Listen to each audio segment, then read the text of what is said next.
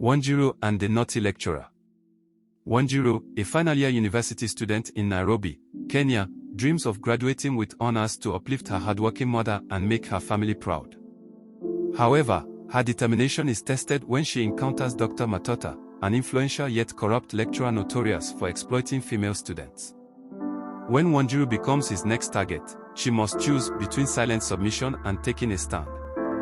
In this tale filled with suspense, moral dilemmas, and dramatic twists, Wanjiru navigates the complexities of campus life and emerges as a beacon of courage and integrity. This story highlights the triumph of truth and justice over intimidation and abuse of power. Story. The sun was just rising over Nairobi, casting golden rays over the sprawling university campus. Wanjiru walked briskly along the tree-lined path leading to her class. Her neatly braided hair bounced as she carried her warm backpack, stuffed with books and notes. Today was an important day.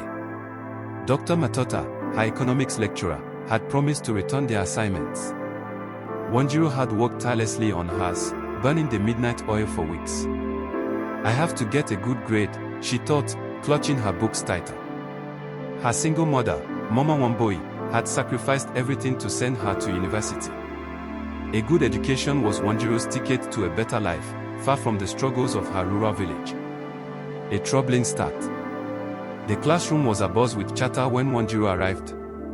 She slid into a seat beside her best friend, Akin, who flashed her a smile. Ready for the verdict? Akin whispered, referring to the assignment results. I hope so, Wanjiru replied, her nerves evident. Dr. Matota walked in, his commanding presence silencing the room. He wore his usual crisp suit and tie, his dark glasses perched on his nose. While his lectures were engaging, his reputation among students was complicated. One by one, he handed back the assignments, offering brief feedback. When Wanjiru received hers, her heart sank. A bold red D was scribbled across the top. This can't be right, she muttered. She had spent weeks researching and refining her work. After class, Wanjiru approached his desk, clutching her paper.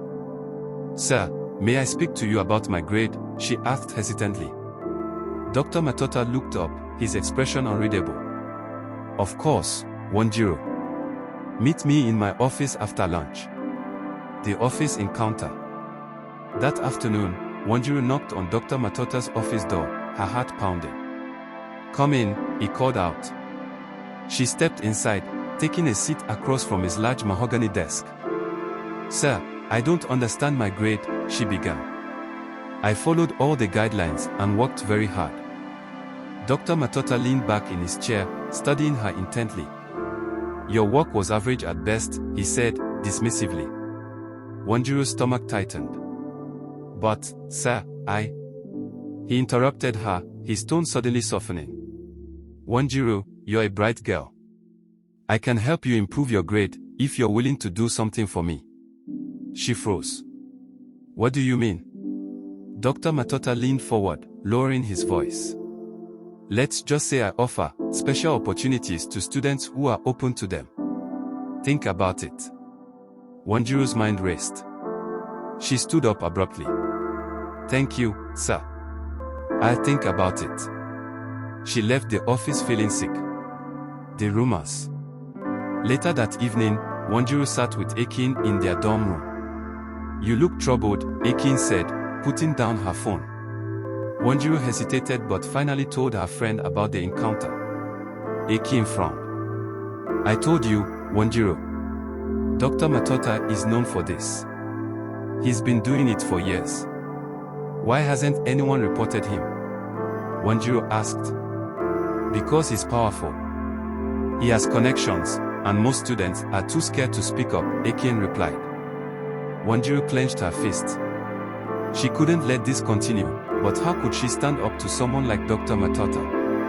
A dangerous plan. Determined to expose him, Wanjiru borrowed a small voice recorder from the library. I get proof, she told Akin. Then he can't deny it. Be careful, Wanjiru, Akin warned. He could retaliate. The next day, Wanjiru went to Dr. Matota's office, her heart pounding. She had hidden the recorder in her bag, the red light blinking faintly. "Sir, I've thought about what you said," she began, trying to sound unsure. Dr. Matota's lips curled into a smile. "Good. I knew you'd come around." As he continued to speak, his words became more incriminating. Wanjiro's hand trembled inside her bag, but she managed to keep the recorder running.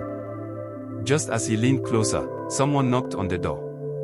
"Come in," Dr. Matota said, irritated. The door opened, and in walked Mrs. Komar, a respected lecturer known for her no-nonsense attitude. "Dr. Matota, we need to talk," she said firmly, glancing at Wanjiro. "Now is not a good time," he replied, visibly annoyed. Mrs. Komar ignored him and turned to Wanjiro. "Are you all right, my dear?" "Yes, ma'am," Wanjiro stammered, standing quickly. "Wanjiro, come see me later," Mrs. Komar said, her voice kind. The turning point. That evening, Wanjiro met Mrs. Komar in her office and played the recording. "This is shocking," Mrs. Komar said, her eyes narrowing. "We've suspected him for years, but no one has ever been brave enough to gather evidence." She promised to take the recording to the university administration. The fallout. The following week, the university was abuzz with rumors. Dr. Matota had been called for a disciplinary hearing, and students whispered about what might happen. Wanjiru tried to stay focused on her studies, but her classmates' stares and whispers made it difficult. At the hearing, the recording was played, and several other students came forward with similar stories. The evidence was overwhelming. Dr. Matota was dismissed from the university and reported to the authorities. The aftermath. Wanjiru became a campus hero. Her courage inspired others to speak out against abuse and corruption. At her graduation, Mama Wamboi beamed with pride as Wanjiru received her honors. "I'm so proud of you, my daughter," she said, tears streaming down her face. Wanjiru smiled, knowing she had not only achieved her dreams but also made a difference in her community. Moral of the story. Wanjiru's story teaches us that standing up for what is right requires courage, but it can create meaningful change. It reminds us that no matter how powerful someone seems, the truth is always stronger. The end.